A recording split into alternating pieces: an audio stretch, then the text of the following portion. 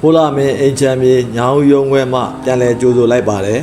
ခုတင်ပြမယ့်အကြောင်းအရာလေးကတော့ဖိုးလာမင်းရဲ့လူမေးများနေတဲ့အယောင် post လေးတစ်ခုနဲ့မိတ်ဆက်ပေးမှာဖြစ်ပါတယ်ပကံမျိုးဟောင်းတောင်ပြည်ရွာမှာတည်ရှိပြီးတရပါဟိုတယ်အရှိဘက်ရွှေဝါသိန်းရုံတဲ့ဇိုင်နာမှာတည်ရှိတဲ့နှစ်ထပ်တိုက်အယောင်ကလေးဖြစ်ပါတယ်ဈေးနှုန်းကလေးကတော့သိန်း2000အောက်အယောင်ဖြစ်ပါတယ်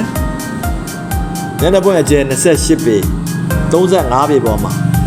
တိစောက်ထားတဲ့နှစ်ထပ်တိုက်ကလေးပဲဖြစ်ပါတယ်ရေမီအပြည့်စုံပါရှိပြီးတော့ရေအားမြင့်ဆက်